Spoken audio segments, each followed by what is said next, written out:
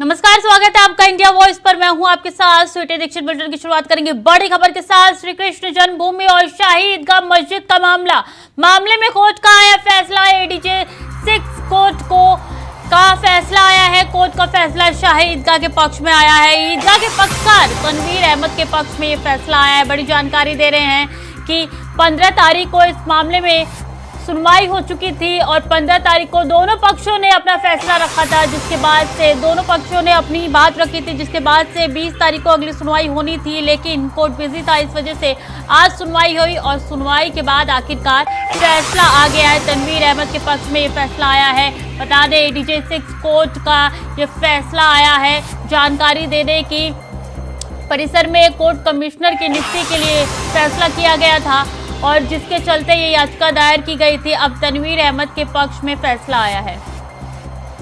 ज्यादा जानकारी के साथ मनोहर पटेल हमारे साथ जुड़ चुके हैं। मनोहर, ये फैसला आ गया है, इसके बाद क्या कुछ प्रतिक्रिया रही, क्या कुछ वहाँ पे माहौल देखने को मिला, क्या जानकारी?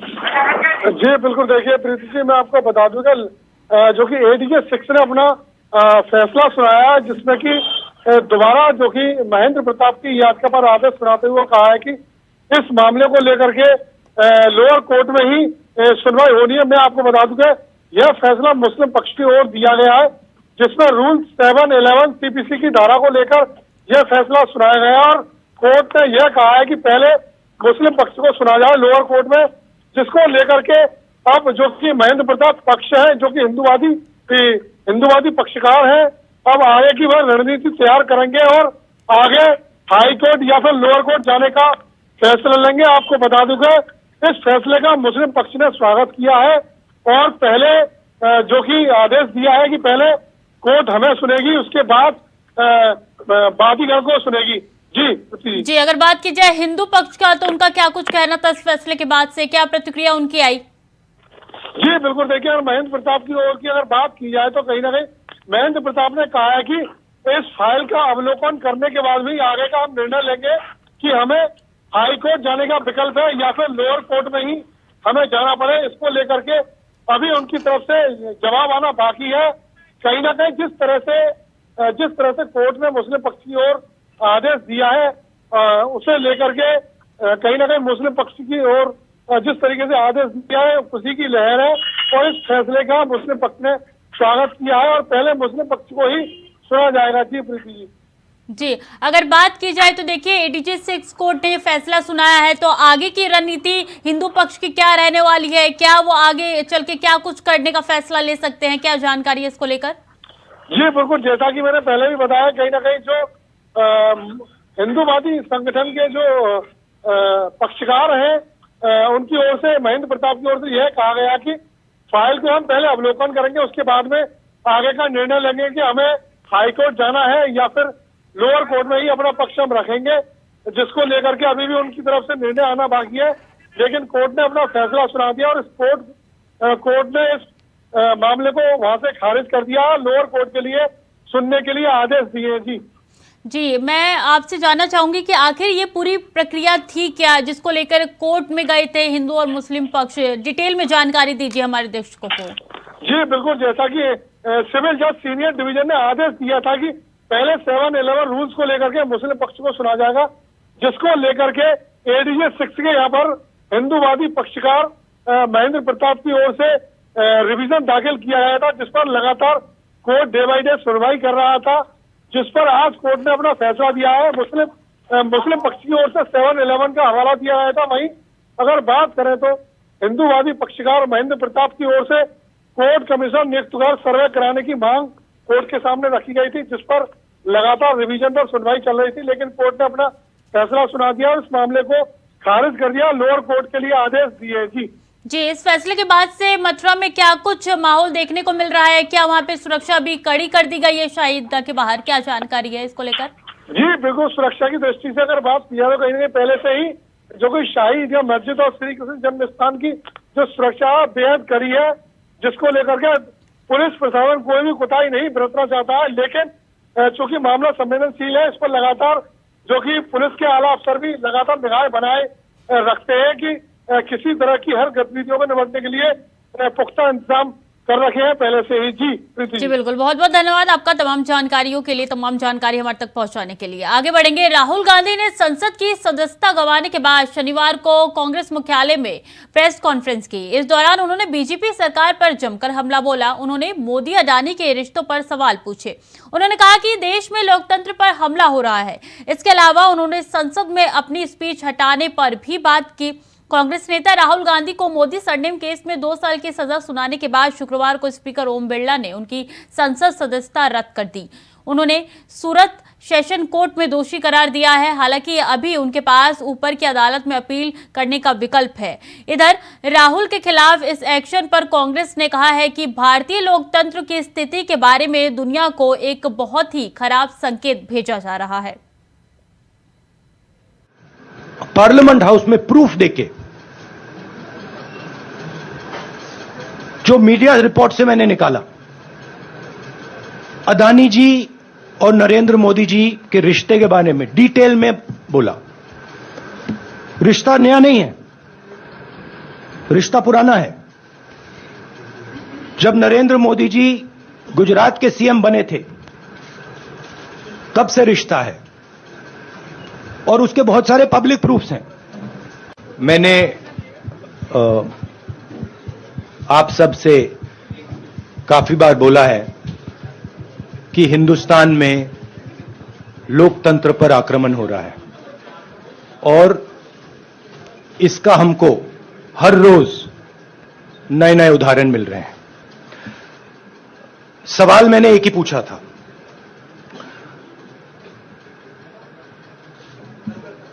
फाउंडेशन पे जाता हूं, अदानी जी की शेल कंपनीज हैं,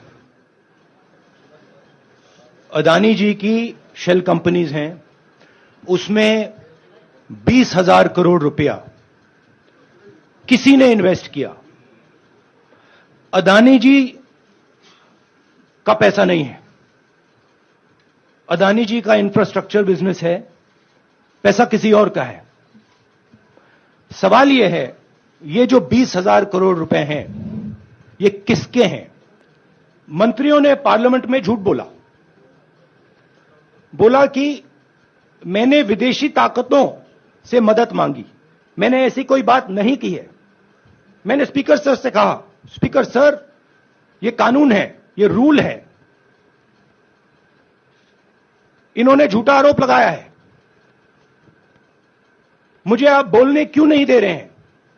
स्पीकर सर मुस्कुराते हैं, कहते मैं नहीं कर सकता कि मुझे डिस्क्वालीफाई करके, धमका के, जेल में डाल के मुझे बंद कर सकते नहीं। मेरी वो हिस्ट्री नहीं है। मैं हिंदुस्तान के लोकतंत्र के लिए लड़ रहा हूं और मैं हिंदुस्तान के लोकतंत्र के लिए लड़ता रहूंगा, किसी चीज से नहीं डरता हूं।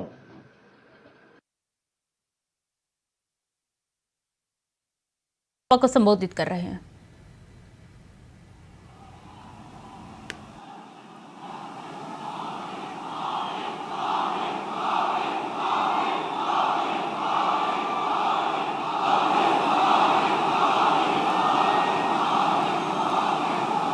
मुझे जब जब दावणगेरे आने का अवसर मिला, हर बार मैंने देखा है आपके आशीर्वाद बढ़ते ही जाते हैं, बढ़ते ही जाते हैं। मैं कर्नाटका बीजेपी का धन्यवाद करता हूं कि आज उन्होंने कार्यक्रम की ऐसी रचना की कि मुझे आप सबके दर्शन करने का मौका मिला और फिर मैं मंच पे आया। आप जैसे पुरुषार्थी, त्याग और तपस्या से भरे हुए मां भारती के उज्जवल भविष्य के लिए जीने वाले, जूझने वाले आप सबके दर्शन करना, ये मेरे लिए बहुत बड़ा सौभाग्य की बात है। ये मोड़, ये विजय संकल्प रैली, ऐसा लग रहा है जैसे विजय महोत्सव मनाने की रैली है।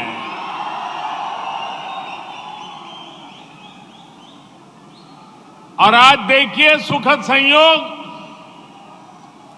आज विजय संकल्प रैली हो रही है, उसी समय हमारे कर्नाटका में कलबुर्गी में जो कांग्रेस पार्टी के राष्ट्रीय अध्यक्ष की कर्मभूमि है,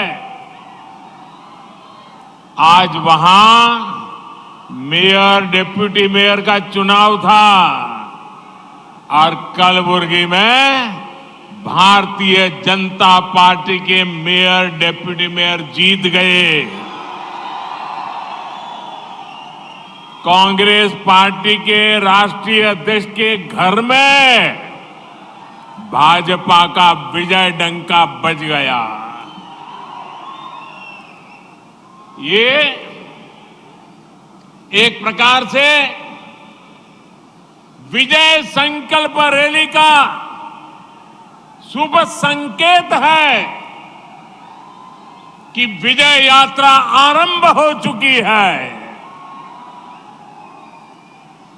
ये दृश्य एक कलबुर्गी का नतीजा ये साफ दिखा रहा है कि डबल इंजन सरकार की धमाकेदार वापसी का निर्धार कर्नाटका ने कर लिया है। अब मैं तो बहुत पहले से मेरा कार्यक्रम बना था, इसलिए मुझे आज आना था, लेकिन इसी समय कलबुर्गी के मेयर का चुनाव आ गया।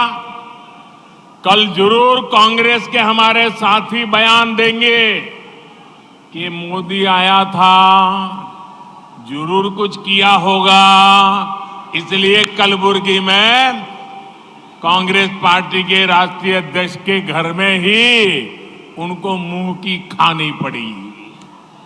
पता नहीं कैसे कैसे आरोप लगा देंगे ये। भाइयों बहनों, ये विकसित कर्नाटका के लिए डबल इंजन की सरकार को आप सबका आशीर्वाद है।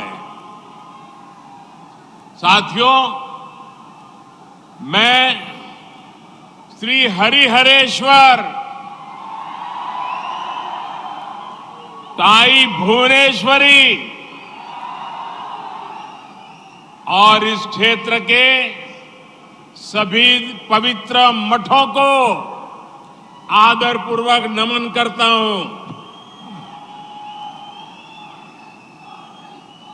आज जहां ये सभा हो रही है वो दावणगेरे और हरिहर के बीच में है।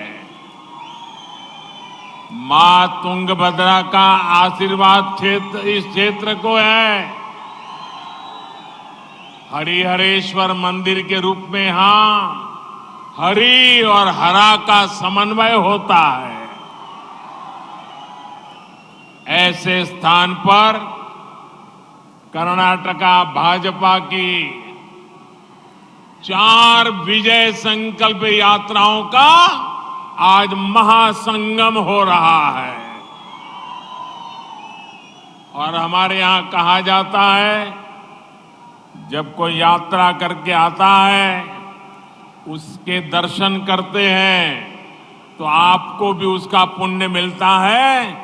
आज मुझे भी इस सभी यात्रियों का दर्शन करके आज मुझे भी पुण्य मिला है। मैं कर्नाटका भाजपा के सभी कार्यकर्ताओं को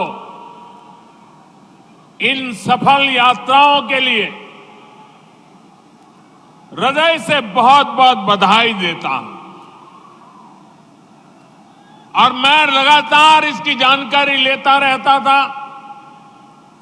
हर जगह से वीडियो मेरे पास पहुंचते थे और मैं देख रहा था कि इन यात्राओं में जो जनविश्वास मिला है, जो उत्साह और उमंग मिला है, जो समर्थन मिला है, ये अभूतपूर्व है, अद्भुत है।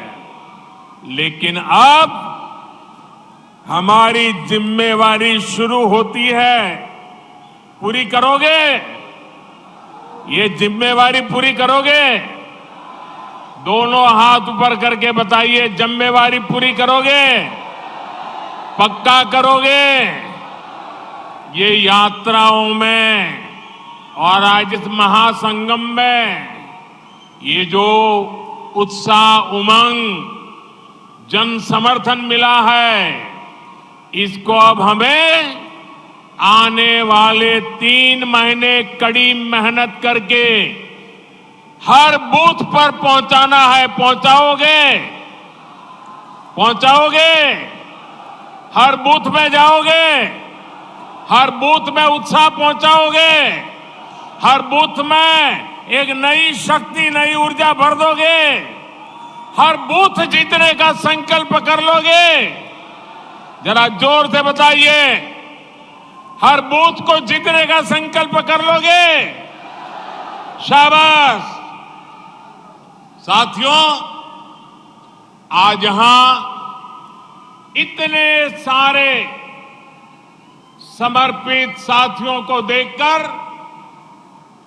मन बहुत भावुक भी हो रहा है। मैं कल सोशल मीडिया पर कर्नाटका का ही एक वीडियो देख रहा था। एक पार्टी के बड़े नेता, कर्नाटका के पूर्व मुख्यमंत्री, उनकी ही पार्टी के एक कार्यकर्ता को सार्वजनिक रूप से थप्पड़ मारने का आनंद ले रहे थे। जो अपने कार्यकर्ताओं का सम्मान नहीं कर सकते, वो जनता जनार्दन का सम्मान क्या करेंगे?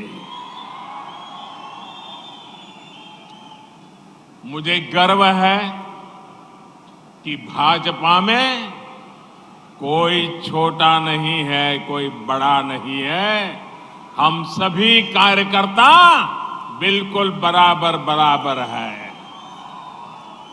और इसलिए आपका दर्शन करना ये मेरे लिए बड़ा सद्भाग्य है, सौभाग्य है।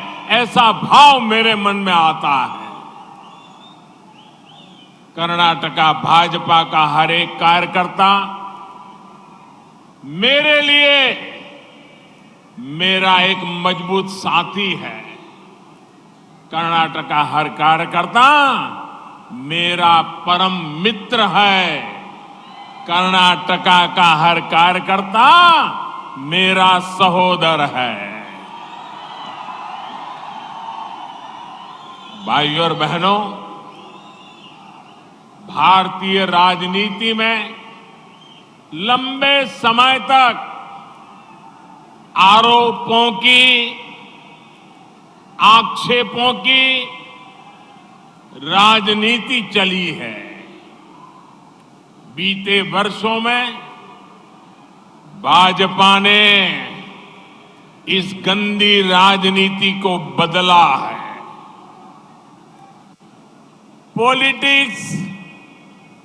पॉलिटिक्स ऑफ परसेप्शन को भाजपा ने पॉलिटिक्स ऑफ परफॉर्मेंस में बदल दिया है।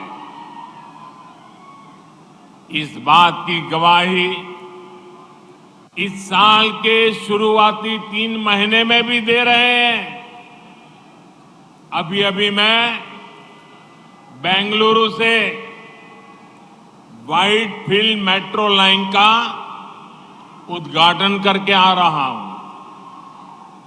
इससे पहले तुमकुरु को एशिया की सबसे बड़ी हेलीकॉप्टर बनाने की फैक्ट्री मिली। शिवमोगा एयरपोर्ट का लोकार्पण हुआ। दुनिया के सबसे लंबे रेलवे प्लेटफॉर्म से एक कर्नाटका को मिला। बेंगलुरु मैसूरू एक्सप्रेसवे का लोकार्पण हुआ, नारायणपुर लेफ्ट बैंक कैनाल के प्रोजेक्ट का लोकार्पण हुआ, आईआईटी धारवाड़ के परमानेंट कैंपस का लोकार्पण हुआ, जल जीवन मिशन के तहत दर्जनों प्रोजेक्ट्स का शिलान्यास और लोकार्पण किया। साथियों, गिनते ही रह जाएंगे लोग, क्योंकि ये दिन रात काम करने वाली डबल इंजन की सरकार है। डबल इंजन सरकार मुफ्त राशन से लेकर मुफ्त इलाज तक गरीब की हर जरूरत का ध्यान रख रही है। सिर्फ 3.5 वर्षों में ही लगभग 40 लाख नए नल कनेक्शन कर्नाटका में दिए गए हैं। इससे माताओं बहनों का जीवन बहुत आसान हुआ है। इस साल के बजट में केंद्र सरकार ने अपर भद्रा प्रोजेक्ट के लिए 5,300 करोड़ रुपए स्वीकृत किए हैं। इसका भी बहुत बड़ा लाभ इस क्षेत्र के लोगों को, मेरे किसान भाइयों बहनों को होने वाला है। साथियों, जब डबल इंजन सरकार नहीं होती है तब क्या होता है, इसका उदाहरण पीएम किसान सम्मान योजना में है। साल 2019 में जब केंद्र की भाजपा सरकार ने योजना शुरू की, तब यहां कांग्रेस जेडीएस की सरकार थी। बार बार कहने के बाद भी कांग्रेस जेडीएस ने बहुत कम किसानों के नाम केंद्र सरकार को भेजे थे। जब कर्नाटका में डबल इंजन सरकार बनी तो उसने कांग्रेस और जेडीएस की गलतियों में सुधार किया। आज कर्नाटका के करीब करीब 60 लाख किसानों को प्रधानमंत्री किसान सम्मान योजना का लाभ मिल रहा है। अब तक दावणगेरे के भी 1.5 लाख से ज्यादा किसानों को भी लगभग 350 करोड़ रुपए दिए जा चुके हैं। मुझे खुशी है, केंद्र सरकार पीएम किसान सम्मान निधि के जो पैसे भेजती है, कर्नाटका की भाजपा सरकार उसमें और पैसे जोड़कर हमारे किसान भाइयों की ज्यादा मदद कर रही है। यही है डबल इंजन सरकार का डबल फायदा। साथियों, दावणगेरे जिले में तो संत सेवालाल महाराज जी की जन्मस्थली है। संत सेवालाल महाराज जी ने बंजारा समुदाय की लड़ाई लड़ी। इसी वर्ष बोम्बाई जी के नेतृत्व में भाजपा सरकार ने बंजारा समुदाय के परिवारों को हक्कू पत्र देने की शुरुआत की है। हमारा जो मंत्र है,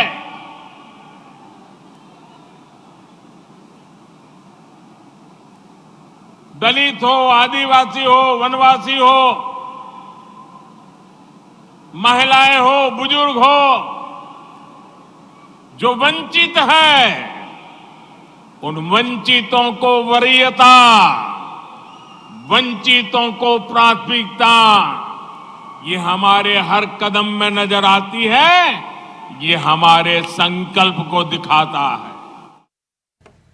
तो सुना आपने किस तरीके से कर्नाटक में पीएम मोदी संबोधित कर रहे थे। उन्होंने बोला कि डबल इंजन सरकार जो है जनता का ख्याल रखती है और लगातार आगे बढ़ती जा रही है। हमें कर्नाटक के जनता का भी आशीर्वाद चाहिए। फिलहाल के बुलेटिन में इतने ही। बाकी की जानकारी के लिए देखते रहिए इंडिया वॉइस।